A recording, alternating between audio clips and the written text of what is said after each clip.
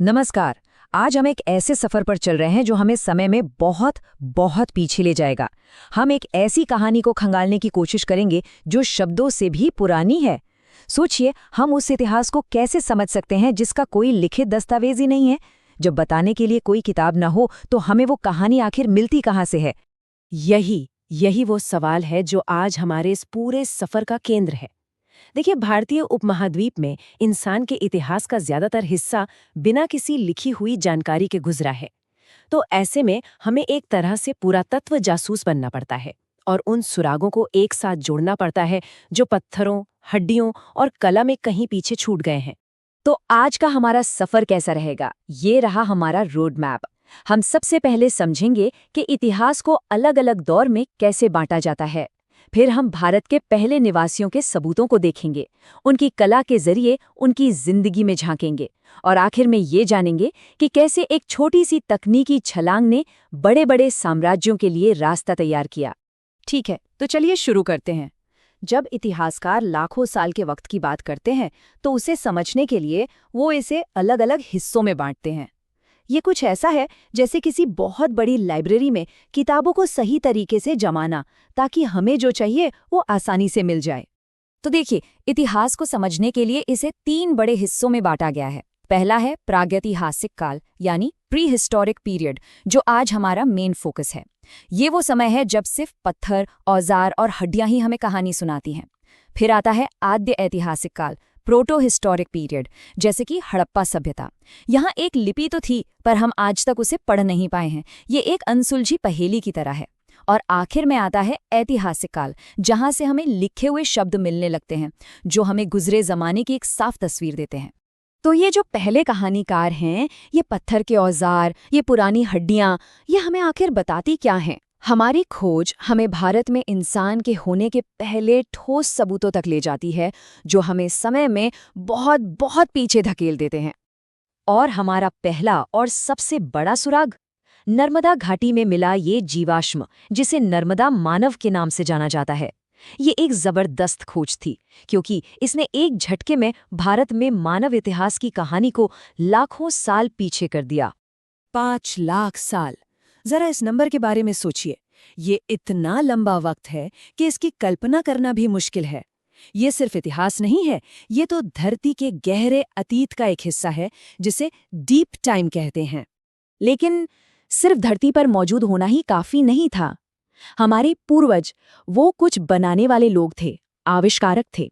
रिवाट में पाए गए पत्थर के औजार सिर्फ उनके होने का सबूत नहीं है, बल्कि उनकी बुद्धि का, उनके हुनर का और अपने आसपास की दुनिया को अपनी जरूरत के हिसाब से बदलने की उनकी काबिलियत का सबूत है।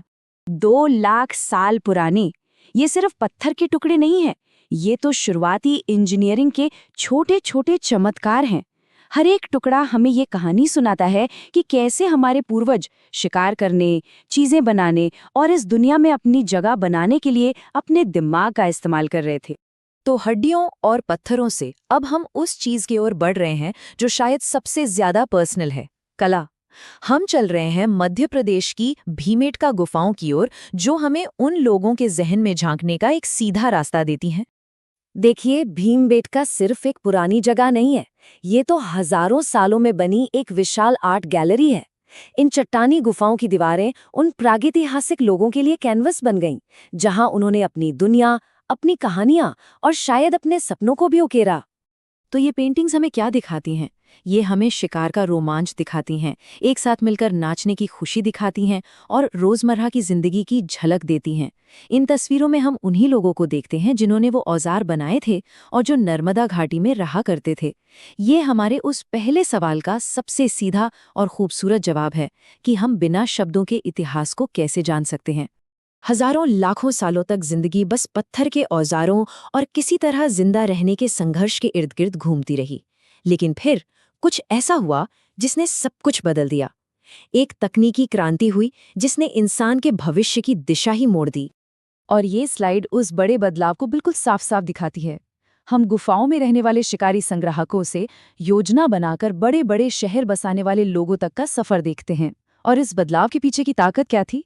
टेक्नोलॉजी और खास तौर पर धातु पर महारत हासिल करना। कांस्य यानी ब्रॉन्ज का आविष्कार एक बहुत बड़ा कदम था।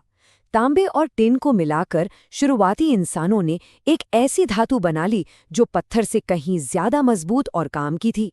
बस इसी एक खोज ने बेहतर औजारों, बेहतर हथियारों और आखिरकार हड़प्पा जैसे बड़े और व्यवस्थित शहरों के विकास का रास्ता खोल दिया।